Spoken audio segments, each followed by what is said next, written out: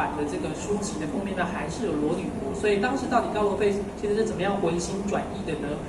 高罗费先生就发挥了汉学家的研究精神，他就说，如果我要画裸女图的话，我就要去拿史实跟史料去证明，以前的汉代的确有人画裸女，这样我才能够愿意把裸女画在封面上面。他就回去研究很多古籍之后，发现真的在明代的时候有这样的这些密系图考，里面是在介绍，比如说各种的性爱姿势啊，还有各种的这个闺房之乐，里面呢就会知道裸女的部分。So it nicely shows how his three lives were intermingled with each other, and because he was a sinologist, he was a scholar, but he was also a diplomat, which brought him to the Far East, and he was a writer, and while writing he had many adventures with Judge Dee. And one of those adventures was that he actually found this essay, he found an account on the erotic life of the Chinese in the Ming period. So he wrote an essay on Chinese sex life from the Han to the Qing dynasty. That was 70 years ago. Imagine, that was a highly sensitive subject. You could not talk about it, you could not speak about it. And in sinology, it was totally underexposed.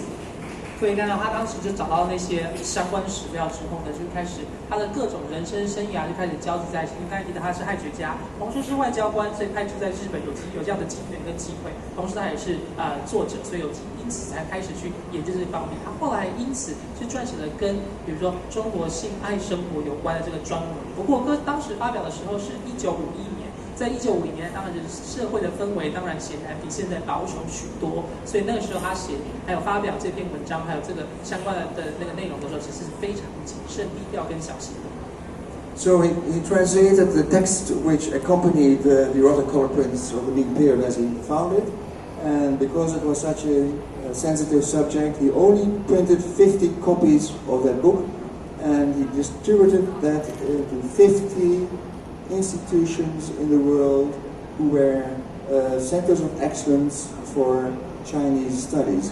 So he was very careful to send those books to institutions with a request only to use it for scientific purposes. And there were 50 copies, and they have all been now in the collections of those institutions. It was quite a coincidence that there was one copy which was actually become available from a library, and we decided as a family to donate that copy to the National Central Library in Taipei. And so we are very happy that we can give that book to your library here in Taipei. And we'll have the handover tomorrow to that library. 这一本书呢，刚才提到是介绍跟研究中国过去从汉代到清代这些性爱生活这本书。当时呢，因为试射敏感主题的关系，所以高罗费先生只用自费的方式出版了50本。而这50本呢，就送到了全世界50个重要的中国研究机构，然后让他们典藏。然后还有但书哦，条件就是如果要翻阅的话，一定要是基于科学研究跟重要研究方面的原因，才可以去翻阅这本书的主题。然后当时现在呢，时隔多年之后，当然现在的风气并没有当时这么保守。我们的家族也刚好拿到了这50本其中的1本，然后我们决定呢要把这本赠送给台湾的国家图书馆，所以我们明天的时候就会在国家图书馆正式把这本书送给台湾的国家图书馆典藏。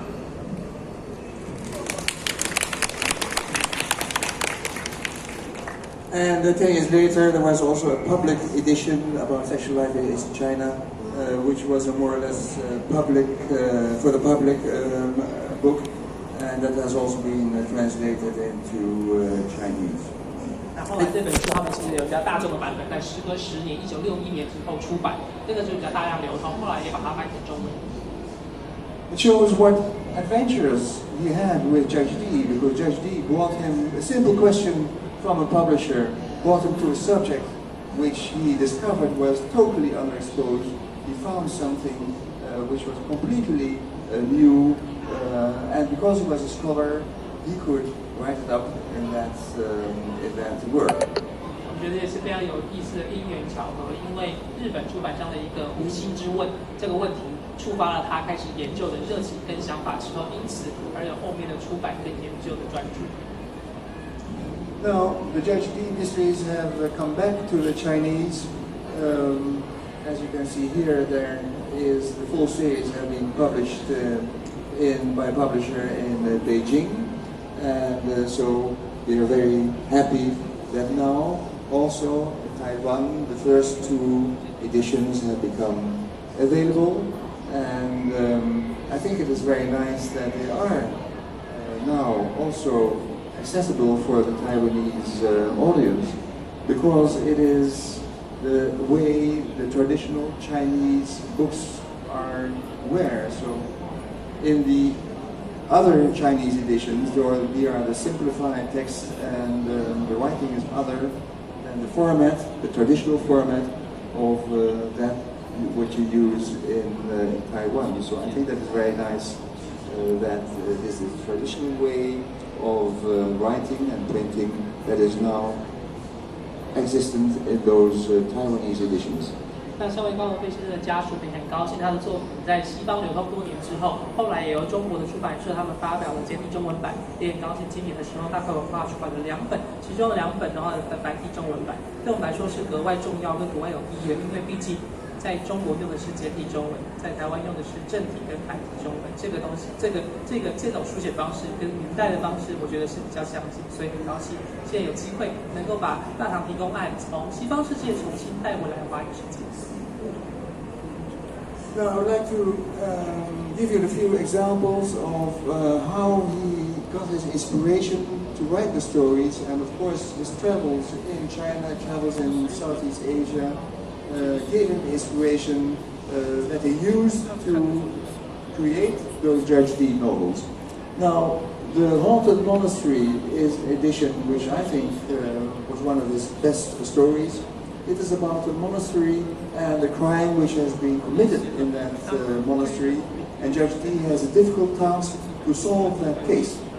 And in fact, it was a monastery which exists in Beijing, and there was an abbot, Anqi Lin, in that Taoist monastery, who, you see him here, he was a very proficient guqin player. My father also played that. Here's my father listening to his music.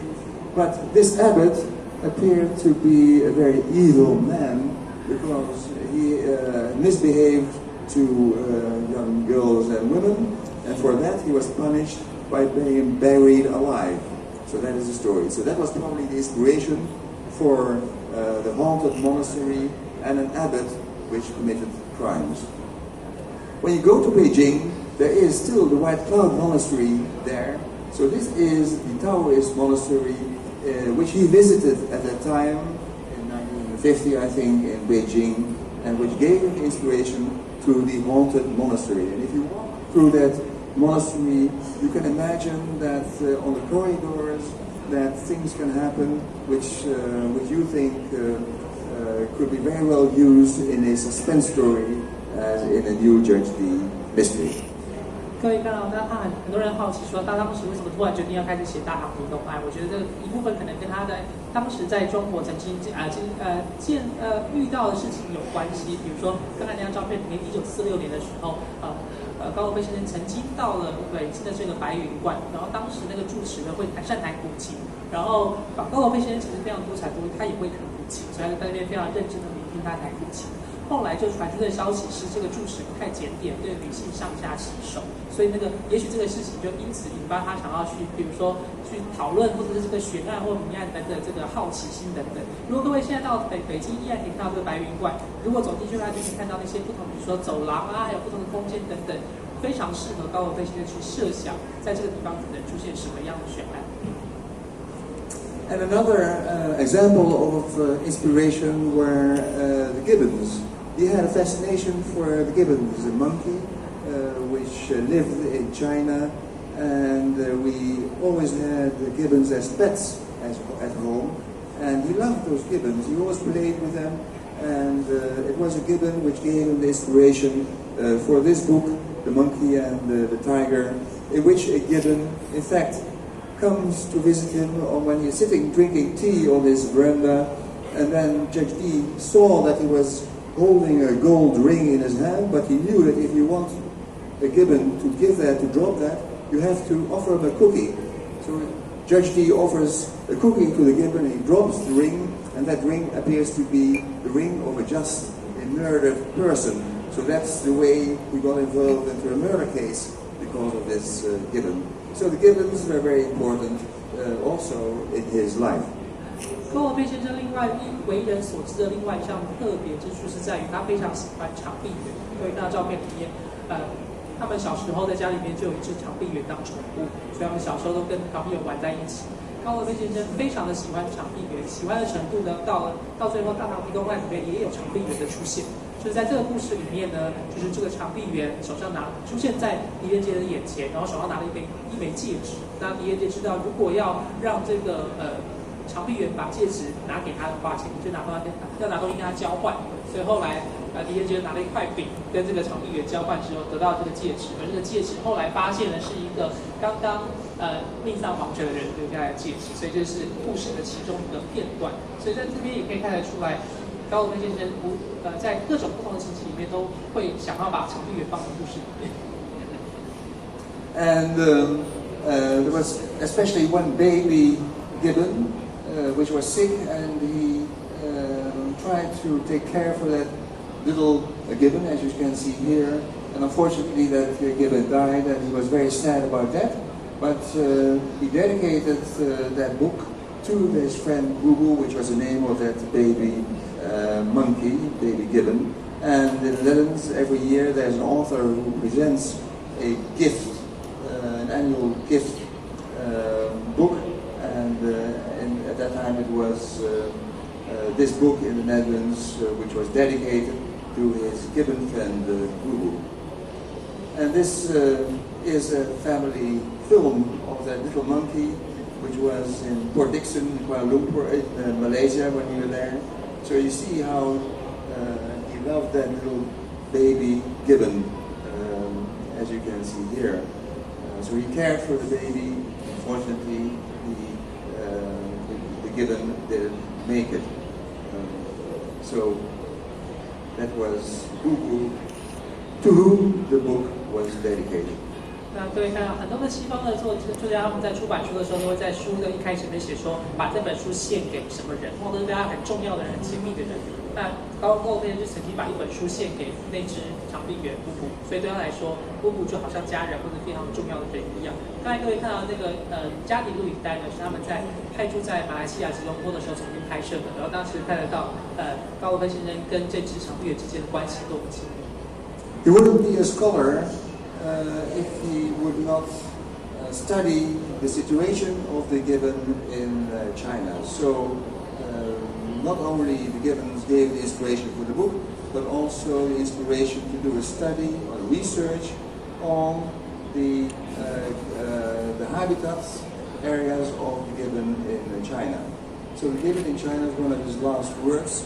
It's also published in Chinese, and I think that's a very important book because he gives a detailed account of the gibbons as they have been mentioned in literature or depicted in paintings or mentioned in poetry in all the centuries in China, which showed the habitat of the gibbons in China through those times.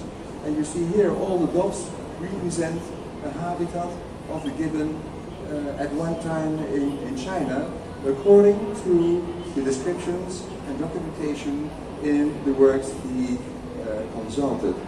And if you know that of all those dots, only 1% has been left, so 99% of the gibbons have died out in China because of deforestation, etc. So only 1% of the gibbons that have lived in China are still there, which I think is a very, difficult situation.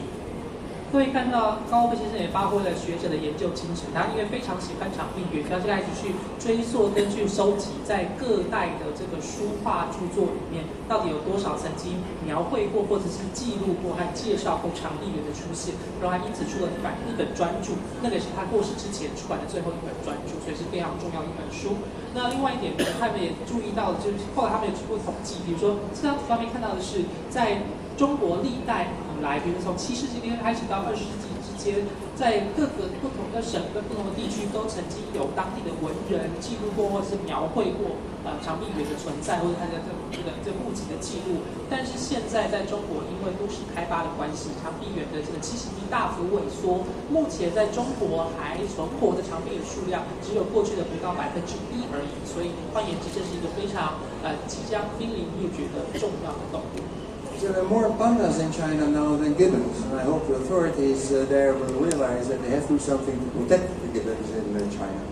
现在其实在中国，熊猫的数量可能还比长臂猿多，所以我们也希望借此去敦促中国政府正视这个问题，能够去保护长臂猿不要灭绝。Now, the last example I would like to show you from my own personal experience as I lived with my parents.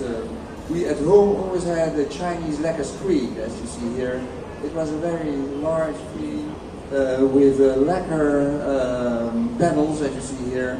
And on the lacquer panels were depictions of the life of a scholar. So it was a kind of allusion to the literati in China and what they did. And I always looked at those panels because they were all those little stories which were told actually on that screen. And that inspired him to write his mystery, The Lacquer Screen, in which in fact there is something wrong on one of the panels.